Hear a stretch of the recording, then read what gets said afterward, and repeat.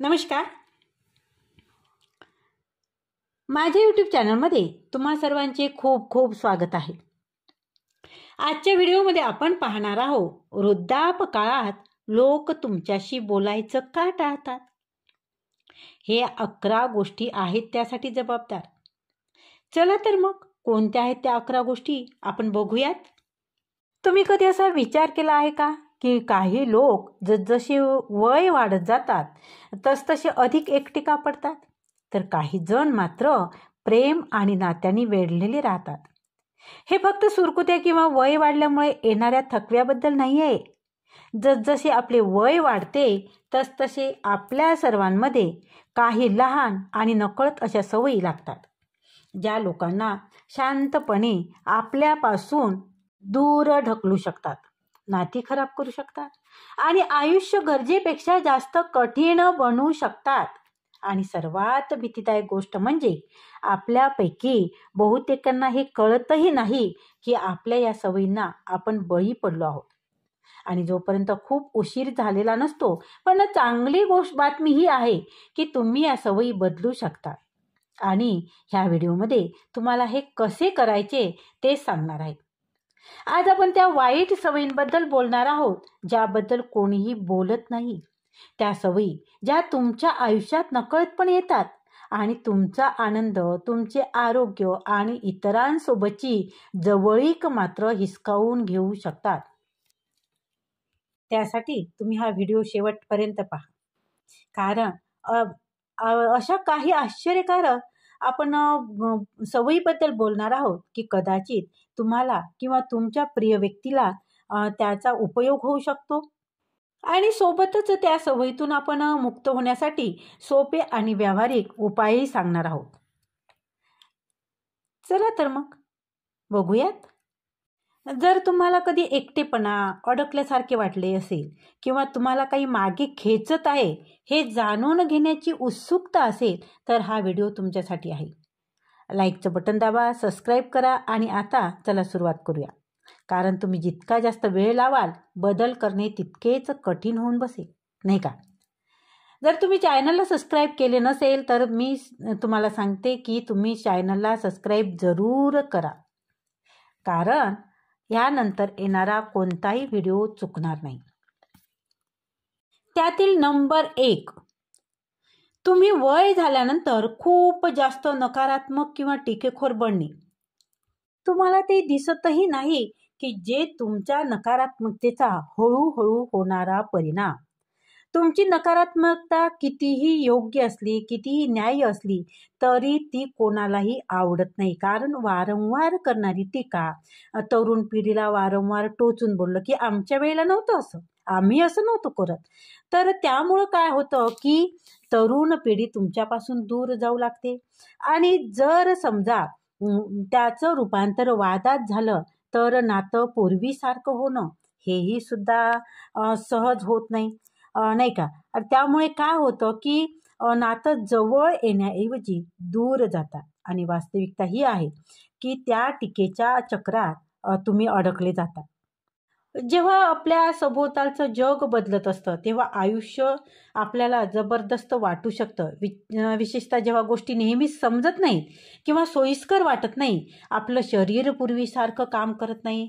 एकेकाळी सहज वाटणाऱ्या गोष्टी जसे की खरेदी करणे, गाडी चालवणे किंवा एखादा स्मार्टफोन वापरणे, तेच तुम्हाला अचानक त्रासाचे कारण बनू शकते. आणि त्याबद्दल बोलण्याचे उद्देश हाच आहे की नकारात्मक गोष्टीला जर आपण जास्त जागा दिली तर आपले नातेसंबंधावर तर परिणाम होतोच, पण त्याचबरोबर तुमच्या शरीरावर, तुमच्या मनावर आणि एकूणच आजूबाजूचा जो परिसर आहे त्याच्यावर सुद्धा परिणाम होतो. एक टीकेखोर व्यक्ती म्हणून तुमच्याकडे पाहिलं जातं, किंवा खूप रागीट व्यक्ती असाही तुमचा उल्लेख होऊ शकतो. आणि त्यामुळे कुठलीही गोष्ट स्वीकारणे काय होतं की तुमच्या भावनावर सुद्धा कंट्रोल राहत नाही आणि तुम्ही तडकाफडकी बोलून न देता त्यामुळे तुम्हाला असं वाटतं की मी तर हे स्पष्ट बोलली आणि मी आजपर्यंत स्पष्टच बोलत आली आणि स्पष्ट बोलणे हा काही माझा गुन्हा नाही. परंतु वयापरत्वे आपला स्वभाव बदलणे हे खूप गरजेचं होतं. स्वीकार करणे, प्रत्येक गोष्टीचा, येणाऱ्या नवीन बदलाचा स्वीकार करणे हे खूप महत्त्वाचं असतं. कारण आमच्या काळी नव्हतं. हा हा शब्द तुम्ही जर वारंवार उच्चारत असाल, बघा, पूर्वीच्या काळी स्मार्टफोन होता का? टीव्ही होता का? नाही होता. आणि आजच्या सारखं स्ट्रगलही सुद्धा नव्हतं. आणि मग आपण वारंवार तरुण पिढीला त्या गोष्टीबद्दल दोष देत असू किंवा त्या गोष्टीबद्दल टोचून बोलत असू, तर जी नवीन तरुण पिढी आहे, ती आपल्यापासून दूर जायला लागेल, नाही का? आणि त्यामुळे होणारी तुमची चिडचिड, साधं टी व्हीवर बातम्या जरी चालू असल्या किंवा टी व्ही जरी पाहत असले तुम्ही, तरीसुद्धा काही पाहिलं की हे असंच चालतं, हे असंच आहे, हे आपल्या तोंडातून शब्द वारंवार. मी सगळ्यांच्या बाबतीत बोलत नाही, पण बऱ्याच वयोवृद्ध व्यक्तींच्या बाबतीत अशा घटना घडतात. आणि म्हणूनच मी सांगत आहे की नकारात्मक गोष्टी आपल्या अंगी खूप म्हणजे नकारात्मक बनत जातो आपण. तर नकारात्मक गोष्टीचा विचार न करता, नकारात्मक न बनता पॉझिटिव्ह बनण्याचा, सकारात्मक बनण्याचा आपल्याला प्रयत्न करावा लागेल. तुमच्या घरात मुलगा आहे, सून आहे, नातवंड आहे, ह्यांच्यासोबतसुद्धा तुम्हाला सकारात्मकच वागावं लागेल. हे असंच का केलं? हे ते असंच का केलं? ते तसंच का केलं? अशा पद्धतीने वारंवार बोलण्यामुळे काय होतं की लोक तुम्हाला टाळायला लागतील आणि तुमच्याशी वाद न घालता यांना अशी बोलण्याची सवयच आहे असं म्हणून तुमच्याकडे ते दुर्लक्ष करायला लागतील. आणि तुम्ही दुर्लक्षाचा भाग न व्हावं यासाठी आपल्या अंगी असणारी जी नकारात्मक गोष्टी आहेत त्या गोष्टी आपण बाजूला ठेवायला पाहिजे, नाही का?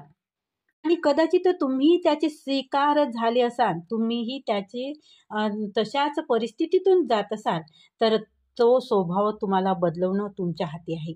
तर मग काय करायला पाहिजे? तुमची संभाषणे सकारात्मक करा. तुम्ही जे बोलता, सुरुवात करता नातवांसोबत, मुलांसोबत, त्यात सकारात्मकता ठेवा. सकारात्मकतेने ठेवण्याचा प्रयत्न करा.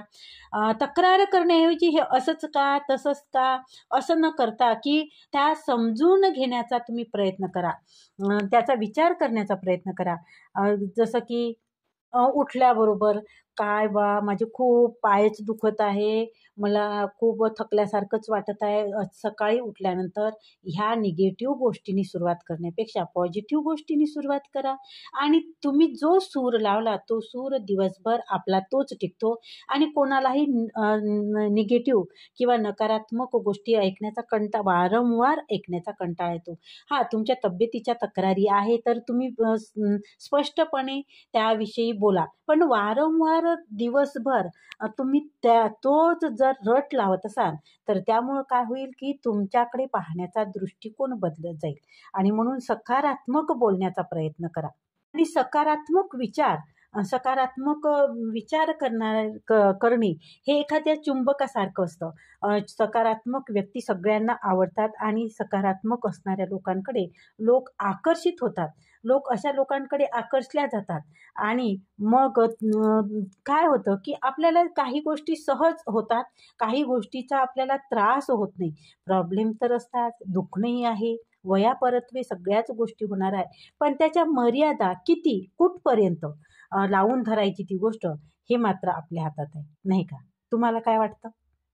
आणि तुम्हाला समजा तक्रारी करायच्याच असेल, तर त्याची मर्यादा ठेवा आणि स्वतःला तुमच्या त्रासाबद्दल बोलण्यासाठी काही मिनिटं द्या, काही वेळ द्या. आणि त्या गोष्टी व्यवस्थित सांगण्याचा प्रयत्न करा. त्यात त्रासदायक किंवा असं हे नसलं पाहिजे. जिज्ञासा आणि असली पाहिजे, सकारात्मकता असली पाहिजे त्या बोलण्यामध्ये. विशेषतः ज्या गोष्टी तुम्हाला समजत नाही त्या समजून घेण्याचा प्रयत्न किंवा जिज्ञासा दाखवा त्याच्यात, समजून घेण्याचा प्रयत्न करा. किंवा एखादं समजा तुमच्या नातवंडाला एखादं ॲपविषयी किंवा एखाद्या गेमविषयी त्या नाकारण्याऐवजी मला याबद्दल अधिक सांग असं म्हणण्याचा प्रयत्न करा. यामुळे काय होईल की संबंध चांगले होण्याचा, तुमच्यातलं बॉन्डिंग जे आहे ते बॉन्डिंग चांगलं होण्याचं मदत होईल. त्याला दूर ढकलले जाणार नाही.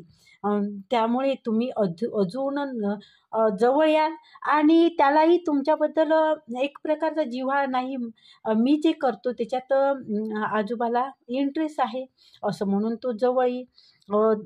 आणि सांगण्याची पद्धतसुद्धा बदला, की चिडून न सांगता. एखादी गोष्ट वाईट आहे, मोबाईल पाहणे, सतत पाहणे वाईट आहे, परंतु ती सांगण्याची चिडून जर सांगितलं तर त्याचा जो परिणाम आहे तो परिणाम निगेटिव्ह होतो किंवा पाहिजे तेवढा त्याचा परिणाम होत नाही. उलट तुम्ही नकारात्मक व्यक्ती म्हणून तुम्ही प्रेझेंट होता. तर त्या वेगळ्या पद्धतीने तुम्ही त्याला सांगण्याचा प्रयत्न करा, समजून सांगण्याचा प्रयत्न करा. आणि जर तुम्ही असं केलं तर काय होईल की बघा तुमच्या याच्यात भरपूर बदल जाणवलेला दिसेल. जास्त काळ ते तुमच्या बोलण्याचा आधी तुटक बोलणं किंवा आधी जे तुमच्याशी खूप कमी बोलणं होत होतं किंवा बोललंही तरी तुटक बोलणं होत होतं, आता ते संभाषण मात्र अधिक चांगल्या प्रकारे होईल. लोक तुमच्याशी पुन्हा मनमोकळेपणाने बोलू लागतील आणि हळूहळू काय होईल की तुम्ही गमावलेली त्या नात्यातली ऊब तुम्हाला परत मिळू शकेल. आपलं आयुष्य सुखर होण्यासच मदत होते. काय होतं की आपण हे शिकलं पाहिजे याच्यातून की आपण जगाला जे देतो तेच आपल्याला परत मिळते. तुम्ही राग द्याल तर परत राग येईल, तुम्ही प्रेम द्याल तर परत प्रेम मिळेल आणि जे तुम्ही देता तेच तुमच्याकडे परत मिळते. तुम्हाला जर चांगलं नातेसंबंध हवे असतील तर तुम्हाला त्यासाठी प्रयत्न करावा लागेल, त्याप्रमाणे तुम्हाला वागावं लागेल आणि त्याची सुरुवात तुम्ही कसे बोलता, तुम्ही कसे वावरता किंवा तुमचा जगाकडे पाहण्याचा दृष्टिकोन कसा आहे यावरून ते ठरलं जातं, नाही का?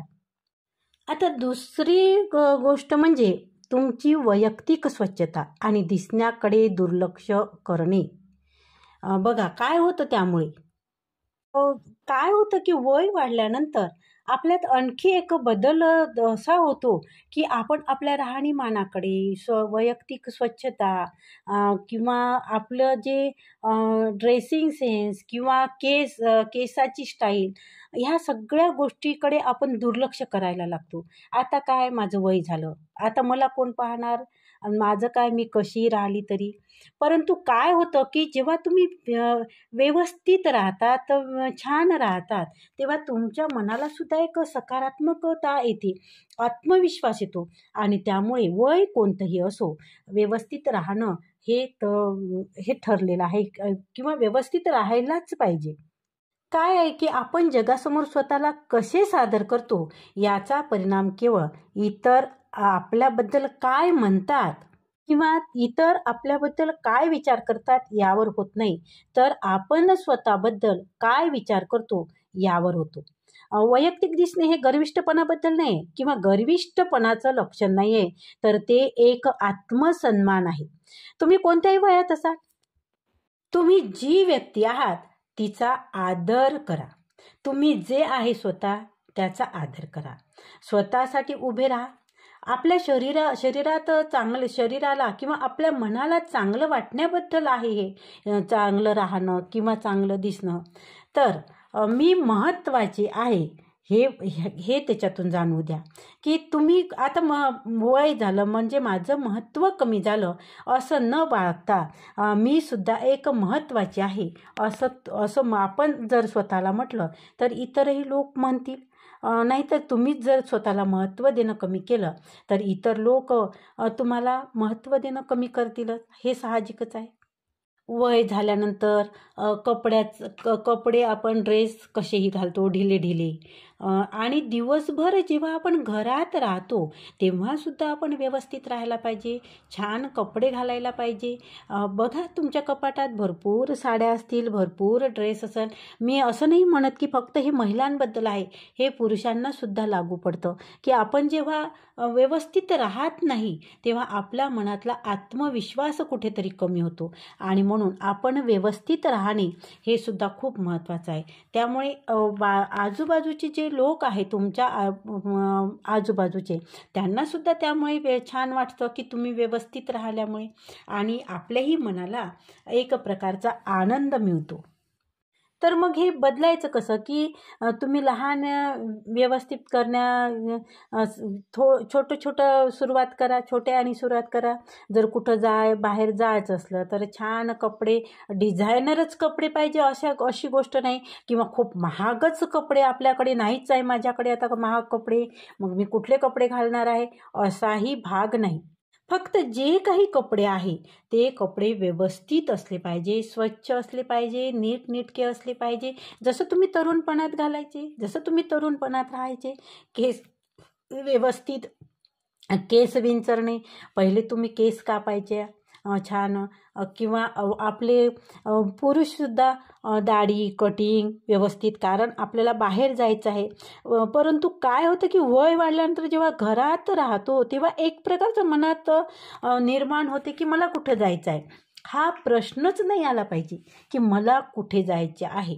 तर सकाळपासून तर संध्याकाळपर्यंत आपण आपल्यासोबत असतोच की, आणि लोकांसाठीच चांगलं न राहता आपण आपल्यासाठी चांगलं राहायचं. छान अंघोळ करा, केस विंचरा, नखे कापा. ह्या लहान लहान गोष्टीपासून तुम्ही सुरुवात करा आणि त्यातून एकच शक्तिशाली संदेश तुम्हाला मिळेल की की मीही सुद्धा एक महत्त्वाची व्यक्ती आहे आणि मी आता माझ्यासाठी प्रयत्न करणार आहे. मी माझ्यासाठी स्वतःसाठी मी प्रयत्न करणार आहे की मी माझ्यासाठी चांगलं राहणार आहे आणि ठरवा मी हे करणारच आहे. मला छान राहायचं आहे, मला माझ्यासाठी राहायचं आहे. तुम्हाला आवडणारी एखादी गोष्ट घ्या, ज्या गोष्टीमुळे तुम्हाला आनंद होतो, तुमचा उत्साह ज्यामुळे वाढला जातो ती गोष्ट करा.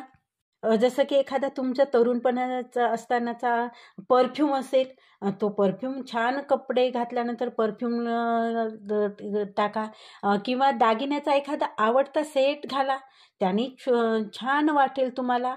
आणि छोटी छोटी पावलं उचला तुम्ही, त्यामुळे खूप मोठा बदल तुमच्यात होऊ शकतो, खूप मोठा फरक पडू शकतो.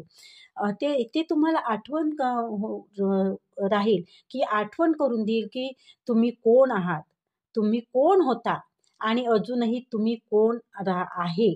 तर ह्या गोष्टीची तुम्हाला आठवण करून देत जाईल की तुम्ही जर चांगले छान कपडे घातले की मी होते, आहे न राहता, भूतकाळात न बोलता मी असं काम केलं, पण आता काय, तर हे असं न राहता तुम्ही आताही तेच आहे व्यक्ती आणि तसंच राहायला पाहिजे. हीच सुरुवात करा.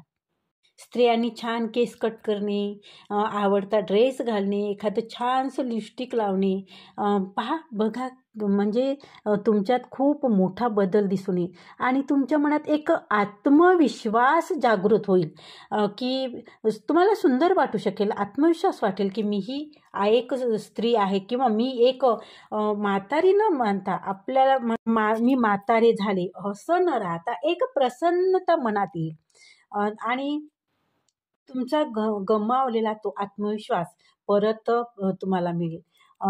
आणि इतरांसाठी नाही, इतरांना काय वाटेल किंवा इतरांसाठी चांगलं राहायचं नाही, तर आपल्या स्वतःसाठी चांगलं राहायचं. बघा, शारीरिक स्वच्छता ठेवणे हेही आपल्या आरोग्याच्या दृष्टीने चांगलंच आहे. काय होतं की बऱ्याच वृद्ध लोकांचं बघते मी, नखे वाढलेली असतात, केस वाढलेली असतात, व्यवस्थित धुतलेले राहत नाही. कारण काय, तर कुठे जायचं. तर बघा, व्यवस्थित राहणं हे आपल्या आरोग्याच्या दृष्टीने चांगलं आहे आणि म्हणून ह्या गोष्टी पाहायला पाहिजे. आता बघू आपण की तिसरी गोष्ट म्हणजे हट्टी बनणे आणि कुठल्याही बदलाला विरोध करणे. हे बऱ्याच जणांमध्ये हा गुण दिसून येतो. आता वय वाढल्यानंतर बऱ्याच वृद्ध लोकात हा एक स्वभाव बनतो की मला नाही आवडत, मला नको, मी नाही करणार. तर असं न करता तुमच्याच याच्यावर ठाम न राहता जे बदल आहेत ते बदल स्वीकारण्यास तयार राहा. बदल स्वीकारा, म्हणजे त्यामुळे काय होईल की तुम्हाला अडचण होणार नाही. जसं की आता मोबाईलचं उदाहरण घेऊ, की जर समजा त्यांच्या घरातल्या लोकांच्या, मुलाच्या, नातवांच्या, त्यांच्या सोयीसाठी जर त्यांनी मोबाईल तू शिकून घे असं जर म्हटलं, तर शिकण्याला काय हरकत आहे? मला ते सगळं शिकण्याची गरज नाही असं बऱ्याच जणांना वाटतं, किंवा बरेच जण असं म्हणतात की नको, मला नाही शिकायचं हे. तर असं न म्हणता त्या गोष्टी शिकण्याचा प्रयत्न करा. साधी गोष्ट आहे, जर घरातल्या वयोवृद्धाला एखादा मोबाईल दिला आणि हा मोबाईल अशा अशा पद्धतीने चालवायचं, तर त्यासाठी जर नकार दिला, तर काय होतं की आता जे आत्ताचं जे जग आहे, तर आत्ताच्या याच्यानुसार आपल्याला वागावं लागेल. आता सगळ्या गोष्टी मोबाईलवर आहे. फॅमिली ग्रुप्स आहे, त्या फॅमिली ग्रुप्सवर सगळ्या गोष्टी, कोणते वाढदिवसाचे फोटो, कोणाचा वाढदिवस आहे का, किंवा कुठल्याही गोष्टीची माहिती त्याच्यावर होते. तर त्यामुळे तुम्ही काय होईल, तुम्ही मागे पडाल, तुम्हाला त्या गोष्टी माहीत पडणार नाही. आणि म्हणून ह्या गोष्टी शिकून घेणे तुमच्यासाठी महत्त्वाचं नाही का? आणि एक नवीन शिकण्याची तुम्हाला संधी आहे. नवीन काहीतरी तुम्ही शिकत आहात, तर शिकण्याला कुठल्या वयाचं बंधन नाहीच आहे.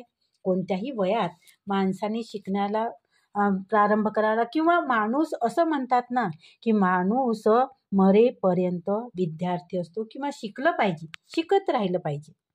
आणि सत्य हे आहे की बदल मात्र अटळ आहे. तो बदल तुम्ही नाकारला तरी बदल होणार आहे, आणि स्वीकारला तर चांगलीच गोष्ट आहे. परंतु बदल हा अटळ आहे, बदल होणारच आहे. आयुष्य आपलं पुढे सरकत राहतं, आणि जेव्हा मग जग तुम्हाला मागे सोडून जाईल, तुम्ही जर जगाच्या सोबत राहिले नाही, तर जग समोर चाललं जाईल आणि तुम्ही जगाच्या मानाने, त्या मानाने तुम्ही मागे राहाल. तेव्हा विरोध करणं सोडून देणे, विरोध न करणे, मला याची गरज नाही, मला हे पाहिजे नाही, त्यापेक्षा असे शब्द वापरा की मी प्रयत्न करेन. हे तुम्ही म्हणणं हे खूप जास्त त्यासाठी चांगलं आहे तुमच्यासाठी आणि समोरच्या घरातल्या व्यक्तींसाठी सुद्धा. बदलाला हो म्हणा. मग तो बदल कितीही लहान असो, तुम्हाला गुंतवून ठेवणारा असो, तुम्हाला तो किती कठीण वाटला तरी बघा, जर आता तुम्हाला मोबाईल शिकायचा आहे, तर तुम्ही काही एका रात्रीतून तर तो शिकणार नाही. हळूहळू शिकावं लागेल तुम्हाला. तर हळूहळू शिकायचं, काय हरकत आहे. परंतु लहान गोष्टीपासून सुरुवात करा. तुमच्या नातवंडांना त्यांना विचारा कसं कसं हे करायचं आहे, आणि शिकून घ्या. तर काय होतं, बदलाला नाकारण्याऐवजी त्याचा स्वीकार करणे हे खूप गरजेचं आहे.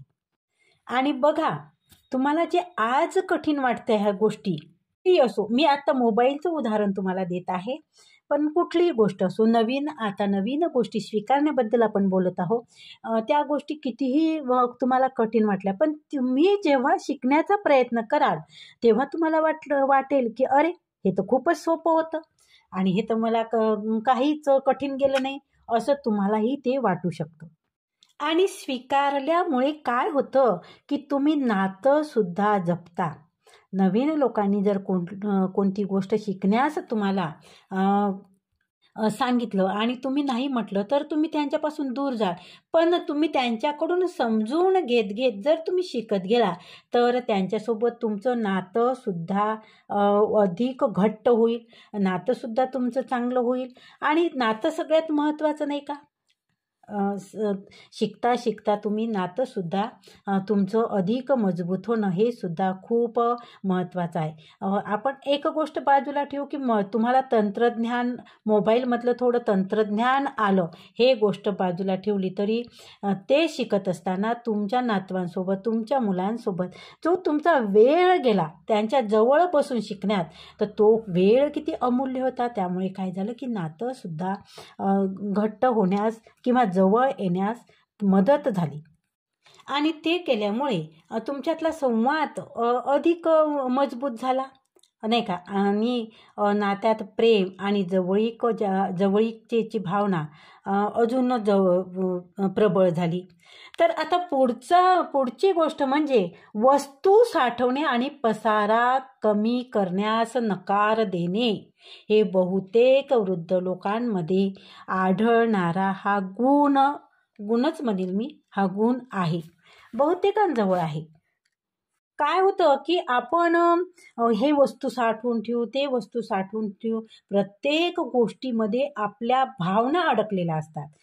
आपण त्या भूतकाळाचा ते एक तुकडा आपल्याजवळ असतो आणि मग आपल्याला त्या जुन्या गोष्टी बाहेर काढणे किंवा टाकून देणे आपल्याला जड जातं.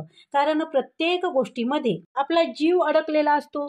घरातली गोष्ट असो, कपडे असो, साड्या असो, किंवा कुठलीही गोष्ट, पुस्तकं असो, खेळणी असो, काहीही असू शकतं ते. तर त्यात मी इथे बायकांचा उल्लेख प्रकर्षाने करेल की कारण काय की बायकांचा जीव इतका भयंकर अडकलेला असतो की प्रत्येक गोष्टीमागे, आणि मग त्या गोष्टीमुळे पसारा वाढत जातोय हे त्यांच्या लक्षात येत नाही.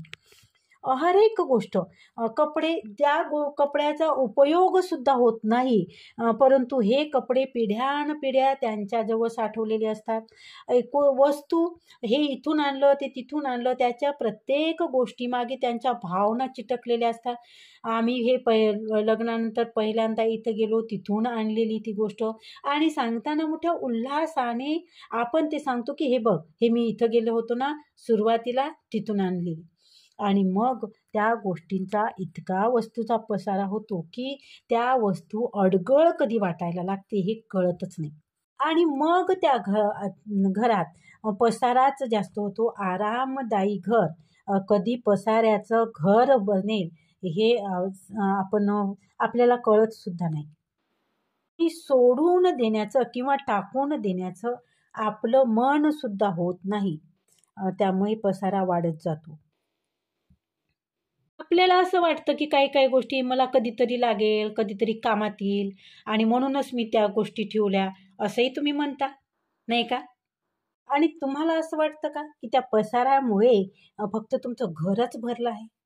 तुमच्या मनावर सुद्धा त्या पसाऱ्याचं ओझं होतं, त्या वस्तूचं ओझं होतं. कारण त्या वस्तू मोकळं तुम्हालाही वाटत नाही. प्रत्येक वस्तूत तुमचा जीव गुंतलेला असतो. त्या वस्तू पाहिल्या की तुमचं मनात तो विचार येतो, आणि म्हणून फक्त तो पसारा तुमचं घर भरत नाही, तर तुमचं मन सुद्धा भरत असतो. आता पुढचा मुद्दा बघा, 6वा, जास्त बोलणे आणि न ऐकणे. असं सुद्धा होतं. वय वाढल्यानंतर काय वाटतं की तुम्हाला असं वाटतं की माझ्याकडे ज्ञानाचा खूप मोठा खजिना आहे किंवा मला अनुभव आहेत, आणि त्यामुळे तुम्ही सतत दुसऱ्यांना सल्ले देणं किंवा सतत सूचना करणं, हा गुण किंवा अशी सवय आपल्यामध्ये लागू शकते. आपण बोलताना किती वेळ बोलायचं आणि समोरच्याला किती वेळ बोलण्यासाठी वेळ द्यायचा हे सुद्धा आपल्याला लक्षात येत नाही, आणि त्या ओघात आपण समोरच्याचं ऐकून न घेता फक्त आपणच बोलत राहतो, आणि मग ते संभाषण एकतर्फी होतं. आणि अशा वेळेला काय होतं की कोणी तुमच्यासोबत बोलताना मग टाळायला लागते, कारण सतत ऐकून घेणं हे कोणालाच आवडत नाही. आणि म्हणून सतत आपलंच न सांगता कधी कधी दुसऱ्यांचं सुद्धा ऐकून घेणं खूप महत्त्वाचं असतं. जसजसं वय वाढतं तसतसं आपल्याला असं वाटायला लागतं की आपल्याकडे सगळ्या प्रश्नाची उत्तरे आहेत. आपल्या आयुष्यातील धडे आपण दुसऱ्याला देऊ बा, कारण मला अनुभव आले, आणि आपल्याजवळ वर्षानुवर्षे ते ज्ञान असतं, जे माहिती असते, आणि ते आपण दुसऱ्यांना देण्याचा प्रयत्न करत असतो, पण आपण ऐकण्यासाठी तयार मात्र नसतो. आणि तुम्हाला माहीत आहे, उत्तम संभाषणाची गुरुकिल्ली म्हणजे संतुलन. फक्त बोलू नका, ऐका. जर तुम्ही काही काळ बोलत असाल तर थांबा आणि विचारा, तुझं काय, तुझ्याकडे कसं चाललंय तुझं, किंवा समोरची व्यक्ती काय म्हणत आहे त्यात खरा रस दाखवण्यासाठी जाणीवपूर्वक तुम्ही प्रयत्न करा. मध्येच बोलण्याचा मोह टाळा. जरी तुमच्याकडे बोलण्यासारखी भरपूर विषय असेल तरी समोरच्या व्यक्तीला बोलण्यासाठी वेळ द्या. त्या किंवा साधे प्रश्न विचारा जे खऱ्या म्हणजे संभाषणाला ज्यांनी सुरुवात होऊ शकते. कशी आहेस असं विचारण्याची, हा आठवडा कसा गेला तुझा, किंवा ह्या आठवड्यात काय झालं, तू काय केलं, अशा पद्धतीने तुम्ही सुद्धा संभाषणाला सुरुवात करू शकता. आणि त्यामुळं काय होईल की तुम्ही एक फक्त बोलणारी व्यक्ती आहे, ऐकून घेणारी नाही असं न त्याचा अर्थ न राहता तुम्ही दुसऱ्यांचं ऐकूनही घेता किंवा त्याच्यावर काही तुमचं सजेशनसुद्धा असतं ते जे त्यांना अनमोल ठरतं. त्यांचं ऐकून घेतल्यानंतर कदाचित तुमच्याजवळ त्या प्रश्नाचं उत्तर असते आणि त्या प्रश्नाचं उत्तर तुम्ही तिला देऊ शकता किंवा तिच्या समस्येवर सोल्युशनसुद्धा तुमच्याकडे असू शकते आणि ते सोल्युशन तुम्ही देऊ शकता. आणि म्हणूनच तुम्ही ऐकायला शिका. आता पुढचा मुद्दा आहे की जीवनाचा आनंद घेण्यासाठी खूप काटकसर करणे. काटकसर करणे हे आर्थिक दूरदृष्टीचं एक प्रतीक आहे. बजेट बनवणे किंवा हे नैसर्गिक गोष्ट आहे. बजेट बनवायला पाहिजे, आर्थिक व्यवहार व्यवस्थित करायलाच पाहिजे, परंतु ते किती, कुठपर्यंत आणि तुमच्या इच्छा मारून. काही लोकांचं काय होतं माहिती आहे का, स्वतःसाठी थोडंही काही खर्च करताना खूप विचार करतात. दुकानात गेल्यानंतर आवडलेली साडी महाग असल्यामुळे घेत नाहीत किंवा कुठलीही गोष्ट टाळतात की खूप खर्च येतो म्हणून. परंतु जर तुमच्याकडे आर्थिक बजेट आहे, तुमचा आर्थिक बाजू चांगली आहे, तुम्ही खर्च करू शकता, तर स्वतःसाठी तुम्ही स्वतःच्या आनंदासाठी खर्च करायलाच हवा किंवा खर्च केला पाहिजे. त्यामुळे तुमचं जे मन आहे तर तुमच्या मनाचा सुद्धा विचार तुम्ही करणं योग्य आहे. काही लोकांना सवय अशी असते की जर मला हे पैसे नंतर लागले तर, काही अनपेक्षित घडलं तर मग हे बचत करावेच लागेल किंवा हे बचतीचं एक सतत चक्र त्यांच्या मनात घुमत राहतं आणि मग ते स्वतःच्या छोट्या गोष्टीही त्या अवॉइड करायला लागतात. कारण काय की खर्च न करणे ही गोष्ट त्यांच्या मनात खूप भिनलेली असते. आता तरुणपणात कुठल्या गोष्टी अवॉइड करणं हे ठीक आहे, कारण तेव्हा तो वेळ असतो. परंतु तुम्ही सतत तुमच्या मनाला कुठल्याही आनंदापासून दूर ठेवणं हे मात्र उचित नाही. तुमच्या पैशाचा आनंद घेणे का महत्त्वाचं आहे? आर्थिकदृष्ट्या जबाबदार असणे खरोखरच महत्त्वाचं आहे बरं. पण आयुष्य फक्त बचत जमा करण्याबद्दलच आहे का? जमाच करायचं का? जगण्याविषयी काही नाही आहे का? खऱ्या अर्थाने जगण्यासाठी सुद्धा खर्च करायला पाहिजे. जसं की प्रवास आहे, बाहेर जाणं आहे किंवा तुमचा एखादा छंद आहे, त्या छंदासाठी सुद्धा. बघा, एखादी वस्तू तुम्ही घरात घेऊन येण्यापेक्षा सुद्धा तुम्ही प्रवास करून या, छान मनमोकळं फिरून या. बघा, तुमच्या मनाला एक प्रकारचं मन प्रसन्न होतं आणि काय होतं की असं म्हणतात ना की निसर्गाच्या सानिध्यात किंवा नेहमीपेक्षा तुमचं जे रुटीन आहे, रुटीन सोडून जर तुम्ही काही वेळ घालवला तर मात्र तुमचं आयुष्य वाढतं, असं एक प्रकारची म्हण आहे. तर त्यानुसार जर आपण विचार केला, आपण वास्तविक जरी नाही घेतलं पण एक मनाला सुखद आनंद देऊन जातो आणि तो आनंद चिरकाल टिकतो, नाही का? जसं एखादी वस्तू घेतल्यानंतर आनंद होतो, परंतु ती वस्तू पाहण्यापेक्षा तुमच्या जो मनाचा आनंद असतो तो आनंद मात्र फार मौल्यवान असतो. आर्थिक सुरक्षा निर्माण करण्यासाठी तुम्ही आयुष्यभर कष्टच तर केले, पण ती पूर्तता जेव्हा होते तेव्हा काय होतं की तुम्ही ती पूर्ण झाल्यानंतर सुद्धा तुम्ही त्याच गोष्टीचा विचार तुम्ही त्याच गोष्टीचा करत राहता. तर ती काय होते ती सुरक्षा की एखाद्या रिकाम्या भांड्यासारखी होती. तुम्ही जे आर्थिक सुरक्षेची पूर्ततेची सुरक्षा केली आहे तर ती एखाद्या रिकाम्या भांड्यासारखी होती. म्हणजेच काय तर एका संतुलित जीवनाची गुरुकिल्ली म्हणजे संतुलन. तुमच्या कष्टाच्या फळाचा आनंद घेतल्याने तुमच्या मनाला म्हणजे मनाला जे आनंद मिळतो ते फार मौल्यवान असते. आता हे आनंद कशातून मिळू शकते तर बाहेर जा, उत्स्फूर्तपणे एखादा छंद जोपासा, विकेंडची सहल घ्या, किंवा तुमच्या मनाला जे पोषण वाटेल अशा गोष्टीला प्राधान्य द्या.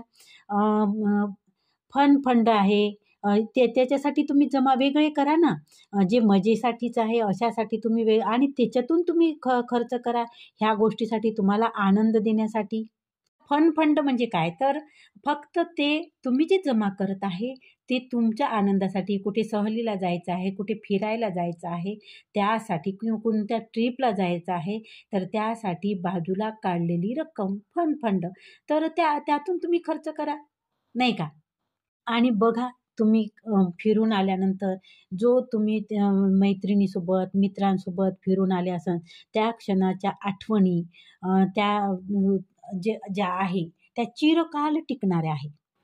पैसा फक्त बँकेत न ठेवता, पडून न राहू देता ते तुमच्या आनंदासाठी सुद्धा त्याचा खर्च करा, त्याचा उपयोग करा, त्याचा वापर करा.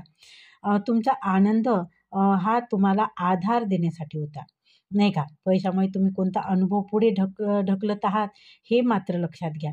आयुष्य काय आहे आयुष्यात, तुमचं आयुष्य हे अशा क्षणाची वाट पाहतं जे तुम्ही आनंदाने घालवाल, जे तुम्ही स्वतःसाठी घालवाल किंवा तुमच्यासाठी स्वतःसाठी जगायला शिकाल, तर त्याच्यासाठी तुमचं आयुष्य तुमची वाट पाहत आहे.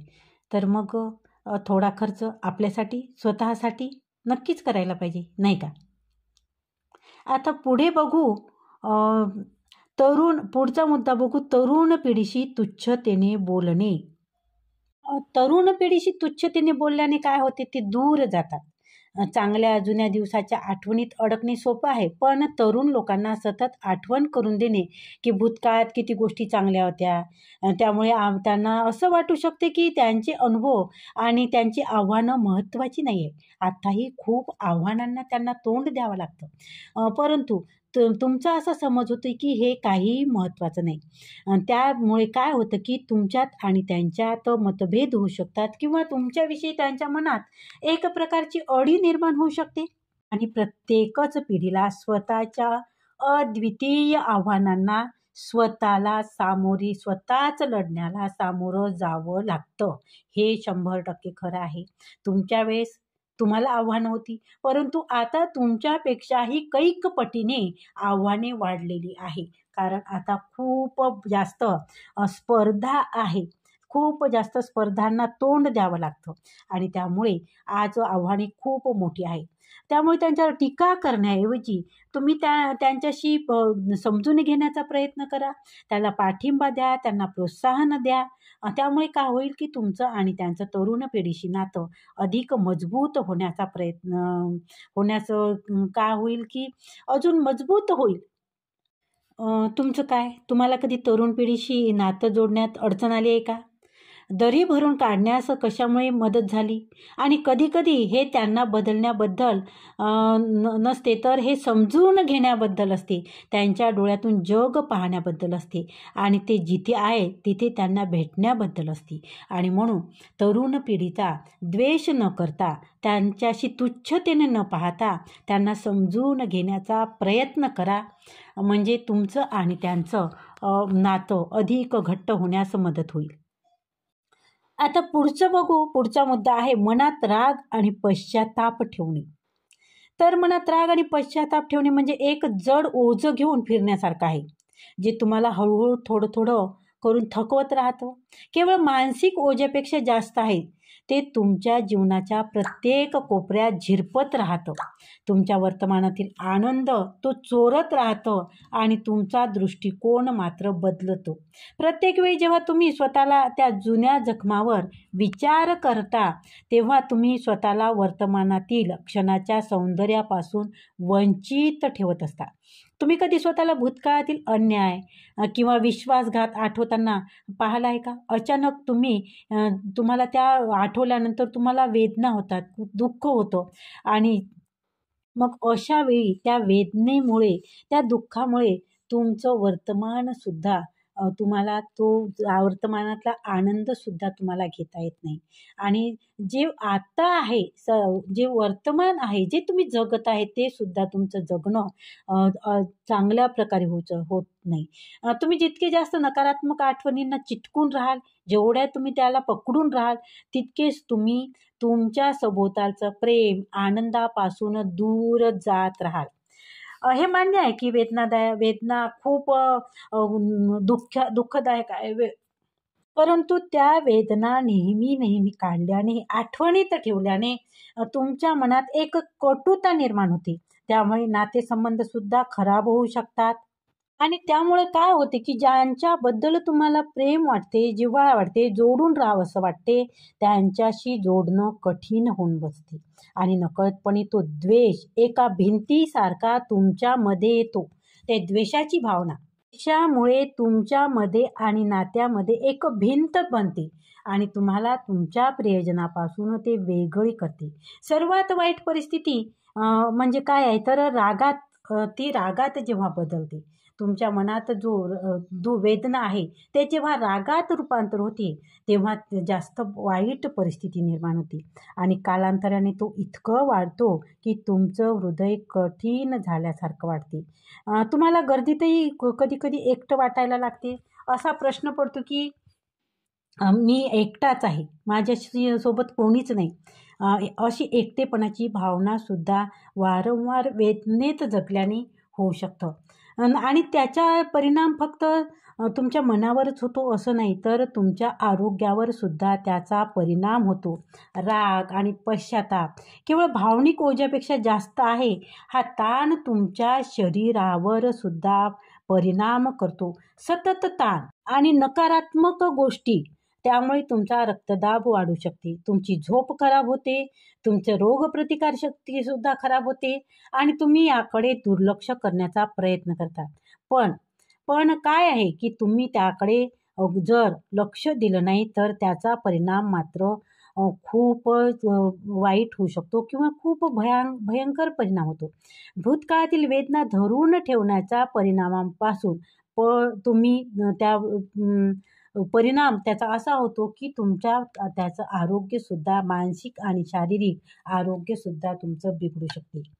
मग ते कसं सोडून द्याल? तर तुम्हाला अ, गरज आहे, की तो ताण तुम्ही कमी करा.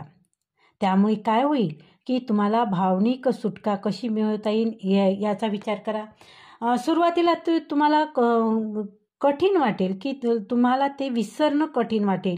वारंवार ते कारण खूप वर्षानुवर्ष तुम्ही जे बाळगलं आहे, तुम्ही जे डोक्यात घेतलेलं आहे, की त्या गोष्टी विसरणं तुमच्यासाठी कठीण होईल.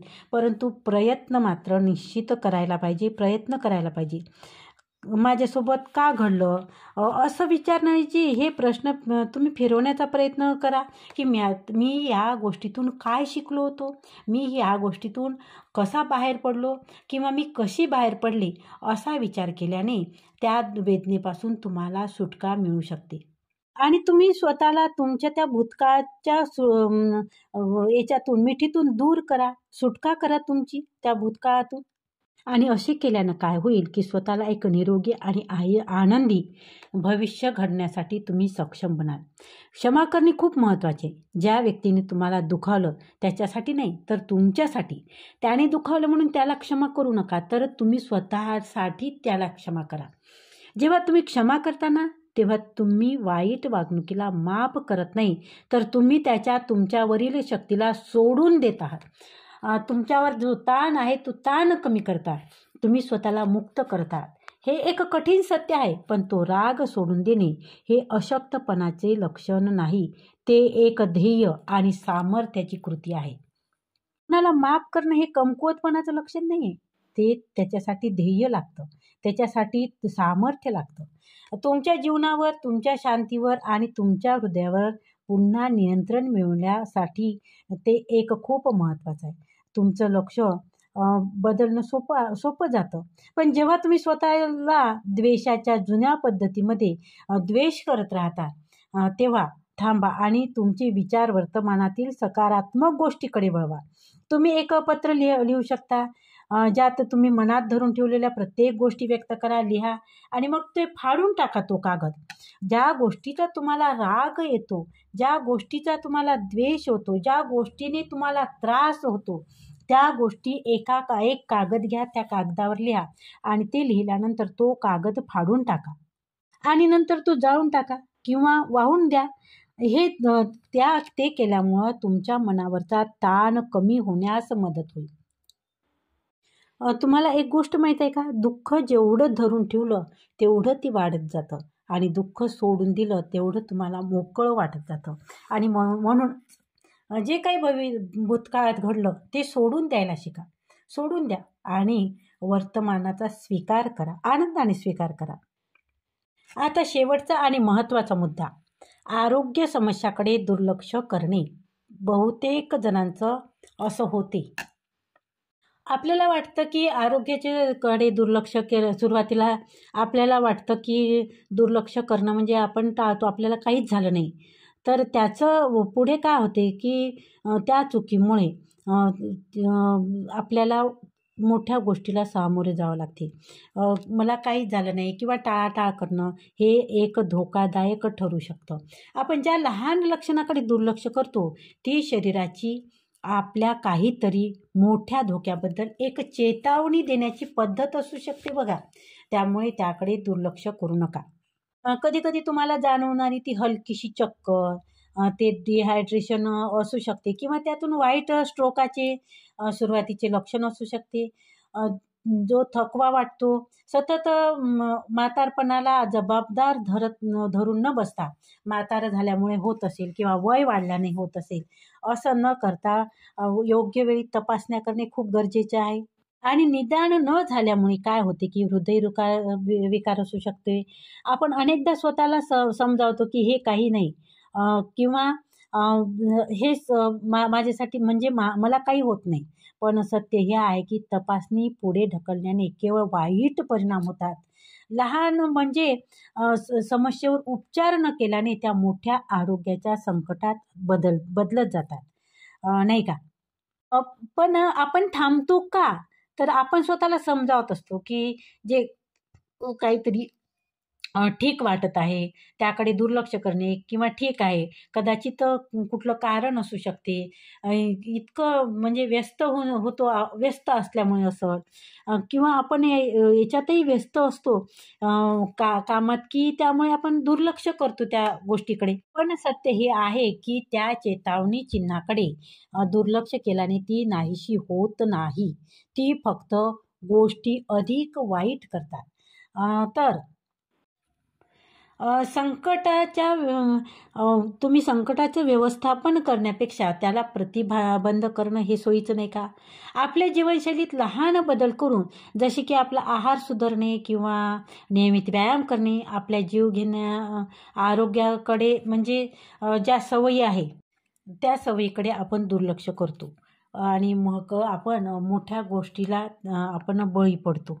आणि आरोग्याची जबाबदारी घेणे म्हणजे स्वातंत्र्य सोडणे नव्हे, तर ते स्वीकारणे आहे.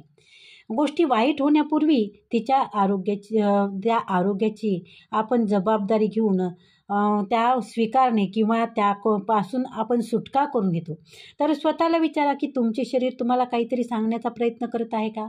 आणि तुम्ही त्याकडे दुर्लक्ष करत आहात का? आणि खूप उशीर होईपर्यंत थांबू नका.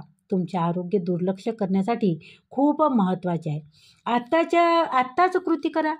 तुम्ही एक पूर्ण उत्साही जीवन जगण्यास पात्र आहात आणि त्याची सुरुवात तुमचं शरीर तुम्हाला काय करत आहे की सांगत आहे काही गोष्टी.